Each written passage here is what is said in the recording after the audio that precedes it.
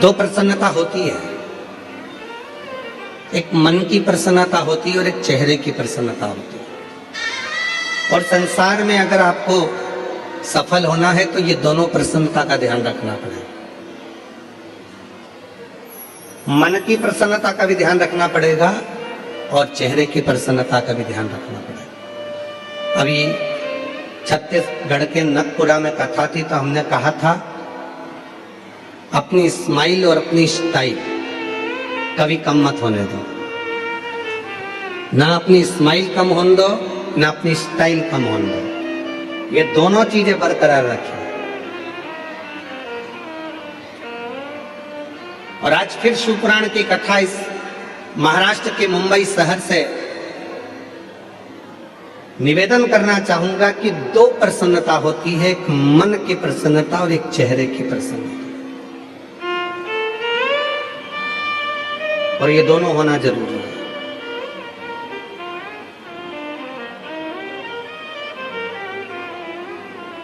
घर बहुत अच्छा है, परिवार बहुत अच्छा है, घर में रहने वाले बहुत अच्छे हैं, पर उसी घर में यदि कोई ना कोई मुंह फुला के रहता है, एकदम मुंह फुला लिया, भगोने जैसा मुंह कर लिया, ना किसी से बोलना, ना चालना, ना बात, ना चित,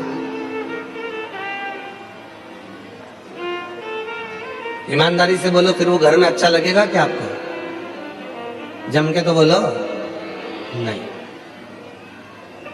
ये तो उसी में का हाल हो जाएगा कि घर तो अच्छा बनाया, बंगला अच्छा बनाया, महल अच्छा बनाया, पर उसमें रहने वाले जितने सदस्य हैं उनका चेहरा खिला नहीं।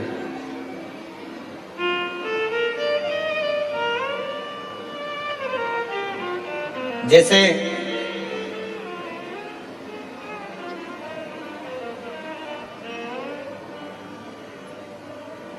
चार लोग घूमने के लिए अमेरिका गए। अब अमेरिका को तो छोड़ो, अपन तो महाराष्ट्र मुंबई की बात करते चलो। चार लोग घूमने के लिए कहीं क्षेत्र से, गांव से, नगर से मुंबई आ गए। आकर उन्होंने कहा भैया हमको यहाँ होटल का एक रूम दे दीजिए। ले लो।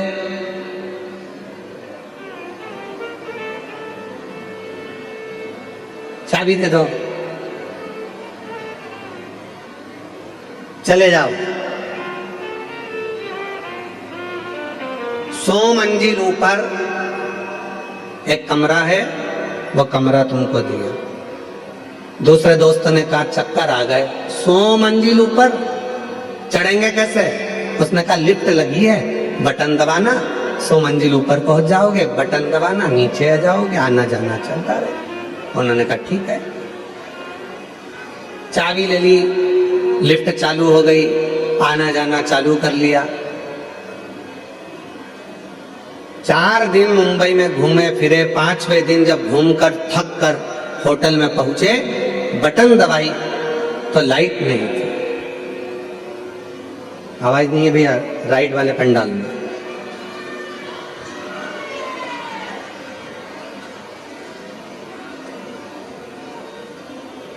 रोज आना जाना करा, पर 4 दिन बाद वापिस आए तो लिफ्ट चालू नहीं थी, लाइट नहीं थी। खूब बटन दबाई पर वो लिफ्ट नहीं आई। मैनेजर से पूछा क्यों भैया, हमको 100 मंजिल ऊपर जाना है, कैसे जाए? तो कहा जनरेटर खराब हो गया है, लाइट है नहीं। या तो एक काम करो कि सीढ़ियों से चढ़ते चढ़ते 100 मंजिल ऊपर पहुंच जाओ। सीढ़ियों से चढ़ते हुए 100 मंजिल। चारों ने विचार करा हमारे बस की बात नहीं है, हम तो नीचे सो जाएंगे दरी बिछाकर। उन्होंने कहा ठीक है, 10,000 रुपये किराया लगेगा। उन्होंने कहा फिर तो हम ऊपर ही चले जाएंगे। चारों व्यक्ति ने विचार करा, अपनी अपनी बात निकालो, दुख भरी कथा कहो, अभी पहुंच जाएंगे। पहले व्यक्ति ने अपनी दुख भरी कथा कही, 20 मंजिल ऊपर पहुंच गए। दूसरे ने अपनी कथा कही, 40 मंजिल ऊपर पहुंच गए। तीसरे ने अपनी दुख भरी कथा कही, 80 मंजिल ऊपर पहुंच गए। अब चौथे व्यक्ति से कहा कि तू अपनी दुख भरी कथा कहा। सुना उसने कहा मैं अपनी दुख भरी कथा कहूंगा तो तुम सब रो पड़ोगे, इसलिए नहीं कहूं तो अच्छा है। चलते चलते 90 मंजिल ऊपर पहुंच गए, फिर 95 मंजिल ऊपर पहुंच गए। उस चौथे व्यक्ति से कहा तू अपनी दुख भरी कथा कहे। उसने कहा मेरी दुख भरी कथा केवल इतनी है कि कमरे की चाबी नीचे रह गई है।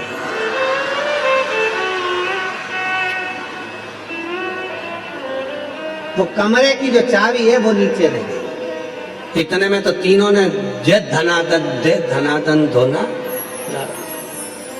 तुझे पहले बोलते नहीं बना तो कहा नंबर आएगा तभी तो ना बोलूंगा, तभी तो बोलूंगा, जब नंबर आया तब बोला।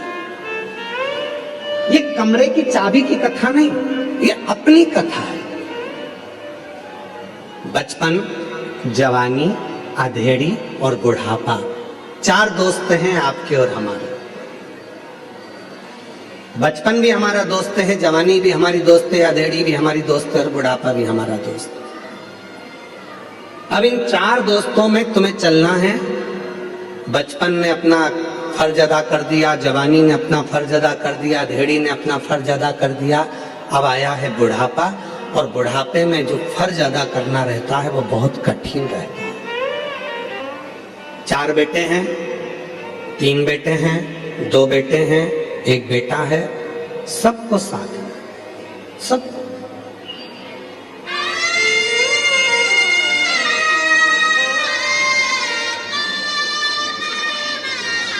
शिव महापुराण की कथा कहती है कि शंकर की कथा हमको यह सिखाती है कि दुनिया में किसी से आस मत रखो। केवल यदि आस रखना है तो मेरे देव अधिदेव महादेव की कथा कहती है कि दुनिया में अगर संसार में जन्म लिया है, मृत्यु लोक में आए हो, तो केवल 2 जनों से आस और विश्वास रखो। एक भगवान देव अधिदेव महादेव से, एक माता पार्वती जी से। अपना आस और अपना विश्वास इन दोनों पर रखिए, दोनों पर रखो।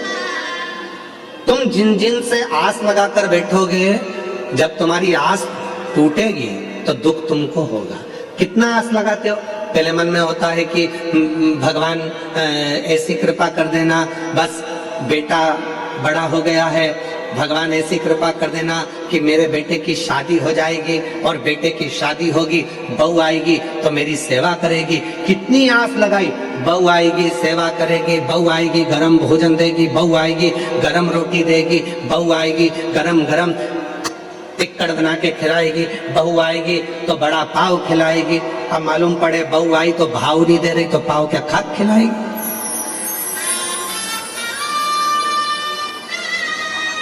आस टूटा,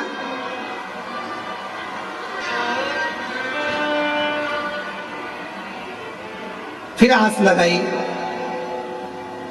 कि बहुत कुछ प्राप्त करूंगा, और वो आस पूरी नहीं हुई तो दुख हुआ।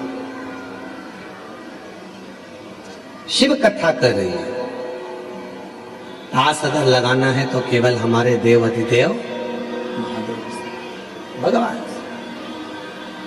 किसके भरोसे आए हो यहां पर? महादेव के।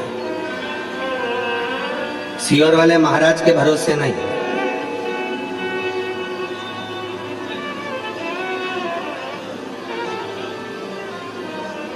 किसके भरोसे? देव अधिदेव महादेव के भरोसे।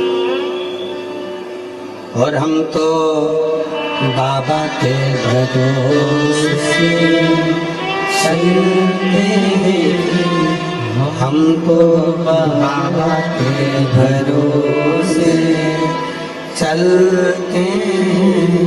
ये दुनिया वाले जलते हैं, ये दुनिया वाले जलते हैं, डमरू वाले के भरोसे चलते हैं, काशी वाले के भरोसे चलते हैं, सीहोर वाले के भरोसे चलते हैं, सीहोर वाले के भरोसे चलते हैं। हम तो बाबा के भरोसे चलते हैं काशी वाले के भरोसे चलते हैं। किसी दूसरे के भरोसे नहीं, किसी दूसरे के आश्रित होकर नहीं, अपने शिव के आश्रित होकर चल। मन की मुस्कान और चेहरे की मुस्कान दोनों बहुत जरूरी है, बहुत जरूरी। आज के समय में अगर परिवार टूट रहा है तो उसका केवल एक कारण है कि हमारे परिवार में चेहरे की मुस्कुराहट चली गई है।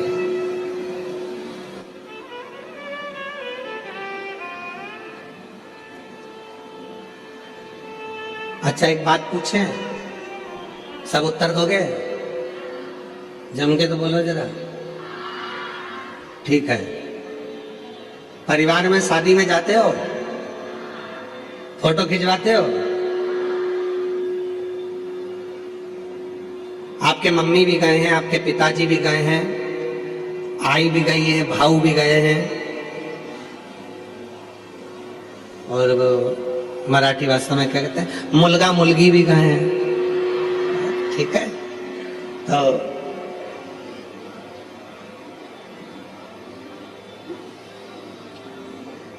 गुजराती भाषा में कहते हैं डिकरा डिकरी भी गए। ठीक है, तो सब गए, बहुएं भी गई है, बच्चे भी गए हैं, पिता माता पत्नी पति सब गए, पोता पोती सब गए। अब परिवार वालों ने कहा नहीं नहीं साहब, जीजी स्टेज पे आओ, फोटो खिंचवाओ। जीजी ने कहा ठीक है, जीजा जी को बुलाओ। जीजा जी आए तो उन्होंने कहा मेरे दोनों तीनों लड़का उनको बुलाओ। लड़के आए तो उन्होंने कहा मेरी पत्नियों को बुलाओ। पत्नी आई तो क्या हमारे बच्चों को बुलाओ। पूरा परिवार जब एक साथ शादी के स्टेज पर फोटो खिंचवाता है, इतना सुंदर फोटो आता है, तो तुम उसको घर की दीवार पे लगाते हो कि हमारा इतना अच्छा फोटो आया था शादी में। पूरा परिवार, मेरी लड़कियां, मेरे दामाद, मेरे बेटे, मेरी बहुएं, मेरे पोते, मेरी पोती, मेरे नाती, मेरे पंती, सब उस फोटो में दिख रहे हैं। जब एक फोटो परिवार के साथ एकत्रित होकर अच्छा आ गया तो तुमने उसको घर के हॉल में लगा दिया। जरा विचार करिए कि महीने में 15 दिन में जब पूरा परिवार एक जगह बैठकर भोजन करेगा तो तुम्हारी जिंदगी कितनी सार्थक हो सकती है, कितनी सार्थक हो सकती। हम जानते हैं कि मुंबई में ये सब चीजें संभव नहीं है। बड़े बड़े शहरों की रीति बड़ी विचित्र है। हम दो, जम के बोलो, हम दो हमारे दो, और घर में एक्स्ट्रा आ जाए तो बाहर फेंक दो। बड़े बड़े शहरों की रीति बड़ी, पर आपसे निवेदन है, मान लो मुंबई में हम ये नहीं कर सकते, अपने बड़े बड़े शहरों में फ्लैटों में नहीं कर सकते कि इतना बड़ा परिवार हम अपने फ्लैट में जोड़ लें। छोटा सा तो अपना घर है, उसमें इतने सारे लोगों को कैसे रखें। तो निवेदन है, जब गांव जाया करो, अपने गांव में जाते हो, अपने शहर में से जब अपने परिवार में जाते हो तो प्रयास करा करो जितने दिन अपने परिवार के साथ में रहो उतने दिन बड़े प्रसन्नता के साथ, स्माइल के साथ, स्नेह के साथ, सबके साथ बैठकर भोजन करा करो। कम से कम आपस का प्रेम बढ़ेगा तो वो जिंदगी में सार्थकता उत्पन्न करेगा, प्रेम बढ़ा। आज के समय में धन की कमी नहीं है, आज के समय में व्यापार की कमी नहीं है, आज के समय में काम की कमी नहीं है, आज के समय में कोई प्रॉपर्टी की कमी नहीं है। आज के समय में सबके पास धन है, वैभव है, प्रतिष्ठा है, मकान है, बंगला है, फ्लैट है, जमीन है, जायदाद, सबके पास। और नहीं है तो लोन वाले तुम्हारे पीछे पीछे घूमकर हाथ जोड़ कर कहते हैं लोन ले लो।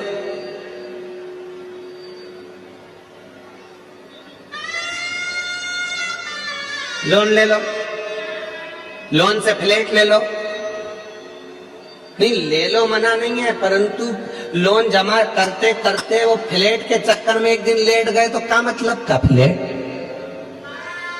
लेना। जरूर ले कब ले जब कर्जा कर कर नहीं, जिस दिन मेरा भोले बाबा अपना भंडार तुम्हारे ऊपर लुटा दे, उस दिन तुम्हें जो खरीदना है खरीदो, पर कर्जा कर कर नहीं। हृदय के साथ जैसे रह रहे हो अपनी जिंदगी को खुश रहने का प्रयास